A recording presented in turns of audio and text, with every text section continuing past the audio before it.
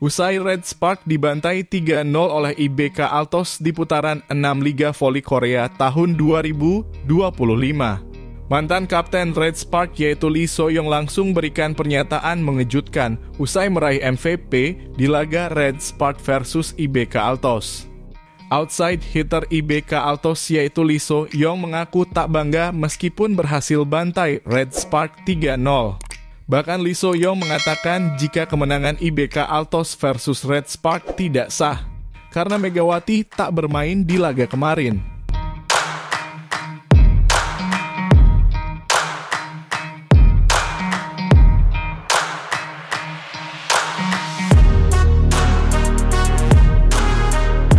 Usai pertandingan putaran ke-6 Liga Voli Korea 2025 menghadirkan duel menarik antara IBK Altos dan Red Spark.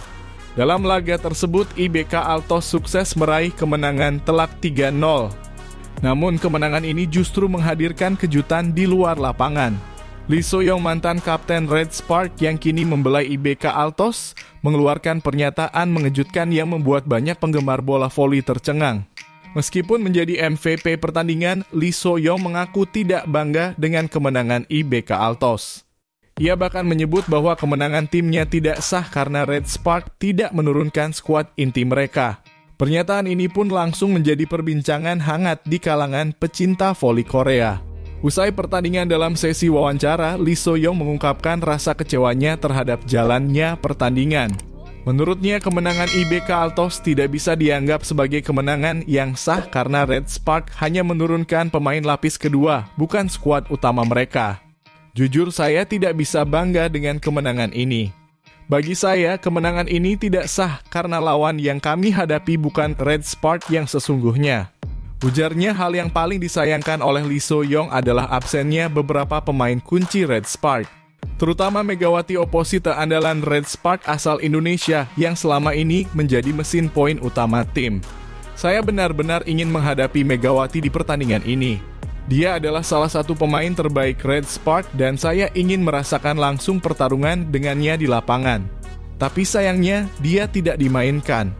Itu sangat mengecewakan bagi saya. Tambahnya,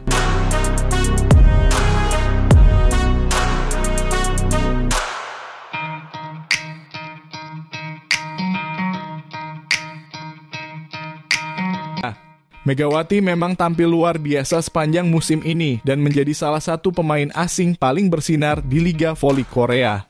Kehadirannya di lapangan tentu bisa memberikan tantangan lebih bagi IBK Altos.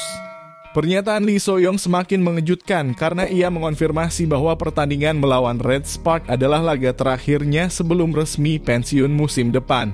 Sebagai seorang pemain yang telah malang melintang di dunia voli Korea, tentu ia ingin pertandingan terakhirnya menjadi laga yang benar-benar spesial.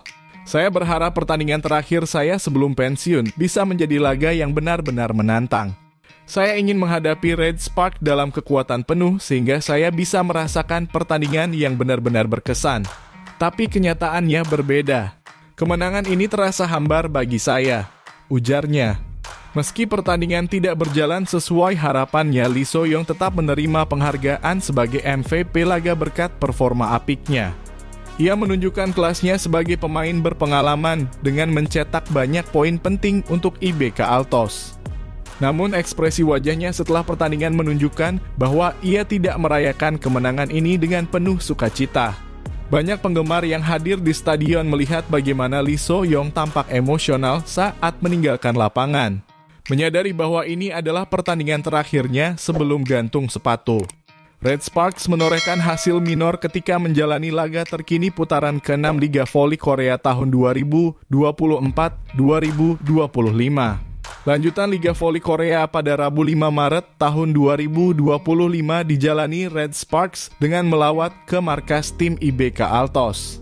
Red Sparks kalah telak dari IBK Altos melalui set langsung dengan skor akhir 0-3. Meski Red Spark pada akhirnya harus kalah, Red Spark masih menduduki peringkat kedua klasemen sementara.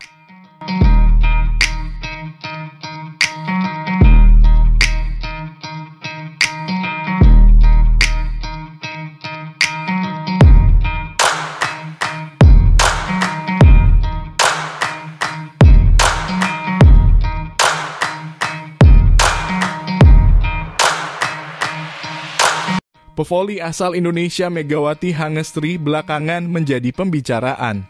Pemain Red Sparks ini dikabarkan akan mendapat kesempatan lagi bermain di Liga Voli Korea Selatan pada musim depan. Jika terwujud, maka tahun itu menjadi musim ketiga Megawati Hangestri di Liga Voli Korea Selatan.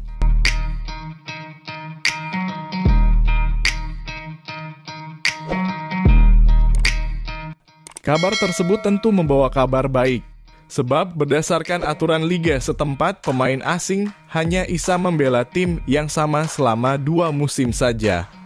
Musim pertama Megawati Hangestri adalah saat 2023-2024 lalu. Sehingga berdasarkan peluang baru itu, jika Megawati Hangestri benar bisa bermain lagi di Liga Voli Korea Selatan, maka ia tidak bisa bermain lagi untuk klub Red Sparks. Kesempatan bermain lagi di Korea Selatan itu atas Federasi Bola Voli Korea Selatan KOVO membuka kesempatan kepada pemain asing untuk bisa mengikuti seleksi draft kuota Asia musim depan, termasuk juga untuk Megawati Hangestri. Berdasarkan situs berita Seoul, dikutip dari pemberitaan Fonenews sebelumnya, draft kuota Asia untuk musim depan ada sebanyak 101 pemain putra dan 45 pemain putri yang mendaftar. Jumlah itu masih bisa bertambah. Pemain yang aktif termasuk Deng Xinfeng dan Megawati Hangestri dapat mendaftar hingga 10 April, tulis Seoul, dikutip Selasa 4 Maret 2025. Dari keterangan media tersebut, maka Megawati mengambil kesempatan untuk kembali bermain di Liga Korea Selatan. Jika benar Megawati Hangestri kembali bermain di Liga Korea, berapa gaji yang sesuai untuk dirinya? Melansir aturan KOVO, semua pemain asing Asia di Liga Voli Korea Selatan mendapat gaji $125.000. Adapun pemain yang memasuki tahun kedua bakal mendapatkan gaji $150.000 atau sekitar 2,43 miliar rupiah. Pemain asing luar Asia menerima gaji $250.000 Amerika Serikat AS sekitar Rp4. 0,5 miliar untuk pemain baru dan $300.000 AS sekitar Rp4. 87 miliar untuk pemain di tahun kedua. Dari keterangan sejumlah sumber, pemain dengan kontrak untuk tahun ketiga atau dipindahkan ke tim lain, maka mereka akan memperbarui kontrak.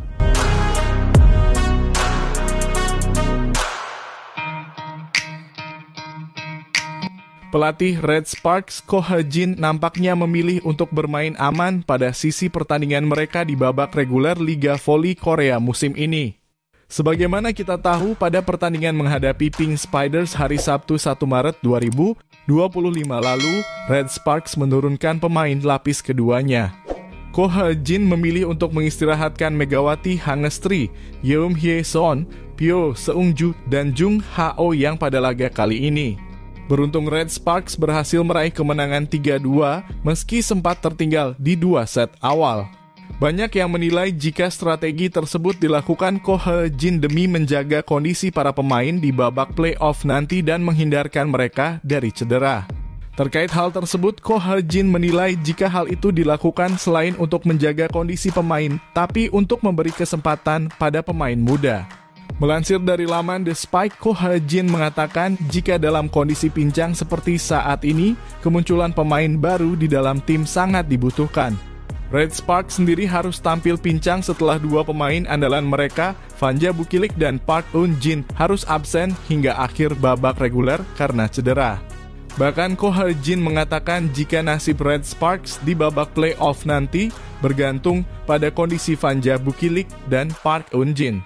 Saat ini kami tidak berada dalam situasi di mana kami dapat mengkhawatirkan tim lain, kata Ko Ha-jin. Tergantung pada apakah Bukilik dan Park Eun-jin pulih, tekad kami untuk babak playoff akan bervariasi, sambungnya. Red Sparks sendiri saat ini sudah dipastikan lolos ke babak playoff Liga Voli Korea Selatan 2024-2025. Pada babak playoff Liga Voli Korea 2024-2025 kali ini, 3 tim dipastikan akan bertarung. Pink Spiders selaku juara babak reguler akan langsung masuk ke partai final dan menunggu pemenang dari duel Red Sparks versus Hyundai Hillstatte di babak playoff.